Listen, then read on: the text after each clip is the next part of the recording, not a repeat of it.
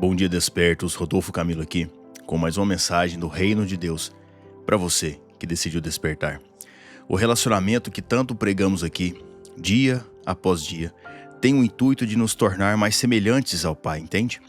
E uma das características de Deus é a organização, o zelo e a manutenção das coisas, a manutenção da paz. Deus é um Deus organizado. Desde a criação, Ele colocou cada coisa em seu devido lugar. E nesse sentido, eu quero falar hoje com você sobre a organização que atrai a bênção. A organização que atrai a bênção. E a primeira chave que eu quero deixar no seu coração é: seja zeloso com o que Deus te deu. Seja zeloso com o que Deus te deu. Provérbios capítulo 21, verso 5 diz: os planos do diligente conduzem à abundância, mas todo precipitado apressa-se para a penúria, pobreza. Os planos do diligente conduzem à abundância, mas todo precipitado apressa-se para a pobreza. Diligente nos originais hebraicos está como afiado, decisão severa. No português está mais para uma pessoa zelosa, atenta e esforçada.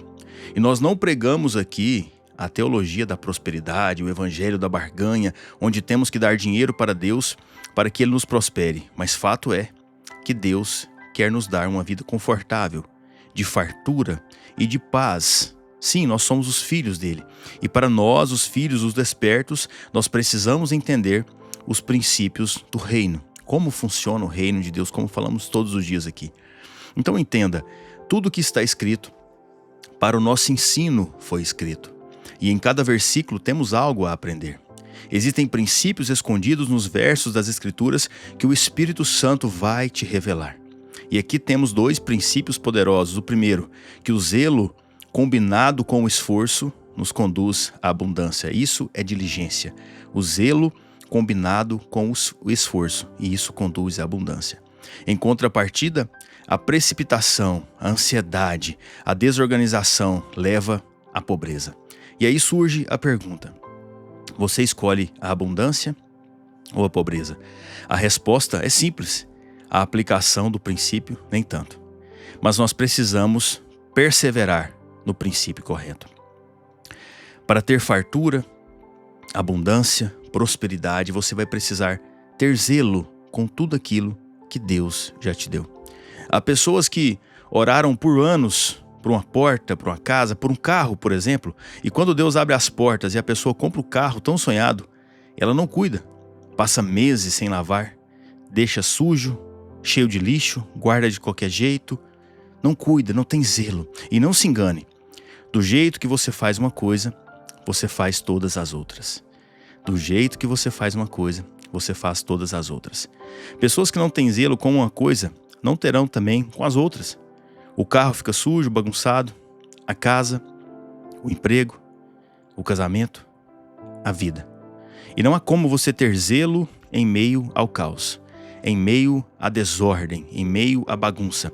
Na verdade, a bagunça mascara muita coisa, esconde muita coisa.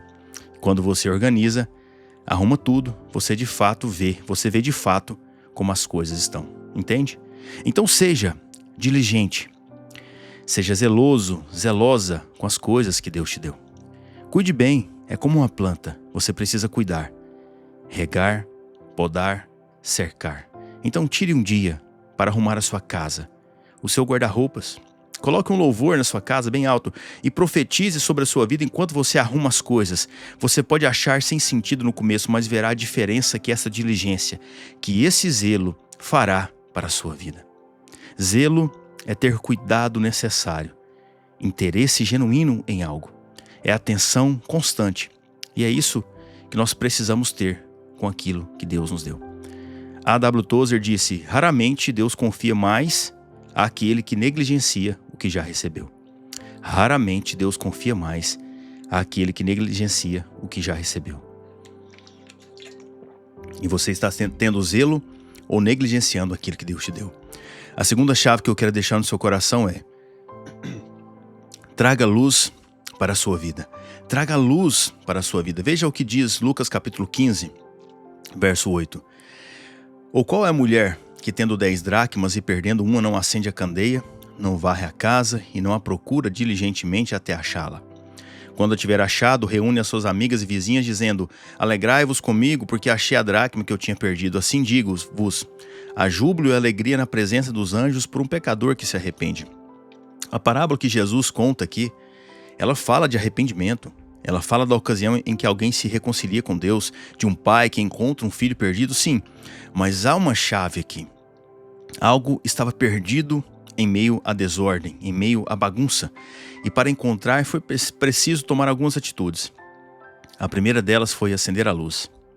A segunda foi varrer a casa, organizar. E a terceira foi procurar diligentemente. Olha aí a palavra de novo: diligência, zelo, cuidado. E na nossa vida não é diferente. Muitas coisas estão perdidas por falta dessas 3 coisas: falta de luz, de organização e de diligência. Muitos casamentos estão acabando porque não há naquele casal a luz da palavra, a luz de Deus. Não há também uma organização quanto ao papel de cada um e a prioridade da família. E por fim, não há diligência, não há zelo para o com o outro, não há interesse genuíno, não há atenção constante.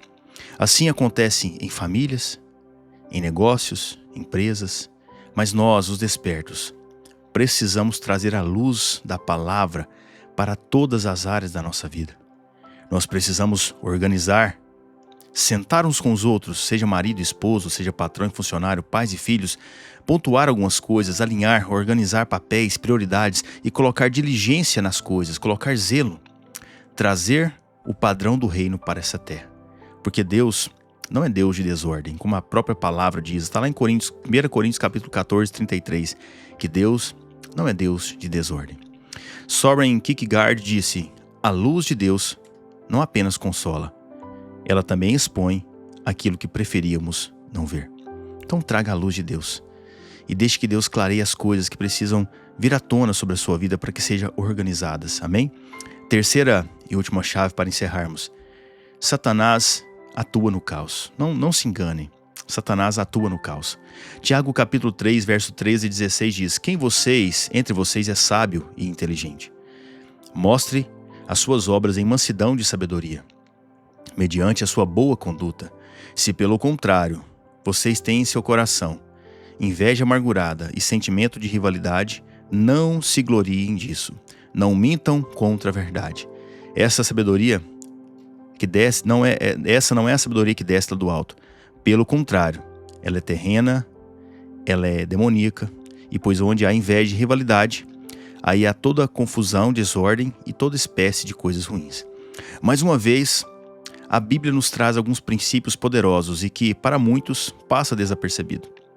Agora veja, a sabedoria do alto nos faz ter obras de mansidão e sabedoria e graça, enquanto a sabedoria terrena é demoníaca. E a ação demoníaca instala confusão e toda espécie de coisas ruins na nossa vida. Mas a palavra confusão aqui, originalmente no grego, nos escritos originais, está com uma palavra acatastásia, e significa desordem, instabilidade, distúrbio. Entenda algo: Satanás não cria nada, ele apenas distorce as coisas que Deus fez. Ele causa uma desordem, um caos, mudando de lugar e de prioridade coisas que Deus já fez. E não há como vencermos ele vivendo de forma desordenada, confusa, invertendo papéis e prioridades. E veja, a palavra de Deus nesses versos que acabamos de ler, Tiago 3, verso 13, nos dá a responsabilidade da brecha para o agir do inimigo.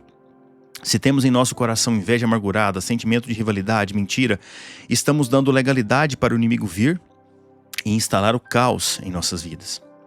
Temos que ter então a sabedoria do alto, com o coração manso, sábio e diligência naquilo que estamos fazendo. Então, organize os seus pensamentos, organize as suas emoções. Não deixe que a confusão seja dentro da sua mente, seja fora, aí na sua vida.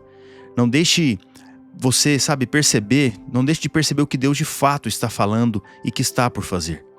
Seja zeloso com o que Deus já te deu. Traga a luz de Deus para a sua vida e combata o caos de Satanás. C.S. Lewis diz: o mal não constrói, ele apenas desfigura aquilo que deveria refletir a ordem de Deus. Deixa eu repetir para você para encerrarmos. O mal não constrói, ele apenas desfigura aquilo que deveria refletir a ordem de Deus. Deus quer trazer ordem para a sua vida, para que ele possa ordenar a bênção, amém? Quero orar pela sua casa, pela sua vida, em nome de Jesus. Pai, eu intercedo por essa pessoa que me escuta. Estamos aqui mais um dia, Pai, falando do teu reino, dos teus princípios, clamando, Deus, o teu discernimento, a tua direção. E eu oro por essa pessoa que me escuta, para que ela tenha força, graça e sabedoria e direção para tomar as atitudes corretas, para colocar cada coisa em seu devido lugar, seja na mente, seja na vida, Pai. E que ela possa desfrutar da tua bênção, desfrutar da tua ordem, desfrutar do teu reino, para a honra e glória do Senhor Jesus, amém? Se você lembrou de alguém, envie essa mensagem e deixe que Deus faça aquilo que precisa ser feito. E não deixe de se inscrever no Spotify, no YouTube, amém? Todos os dias uma mensagem do reino de Deus para você, que decidiu despertar. E eu termino te lembrando, desperta, tu que dormes, e Cristo te iluminará.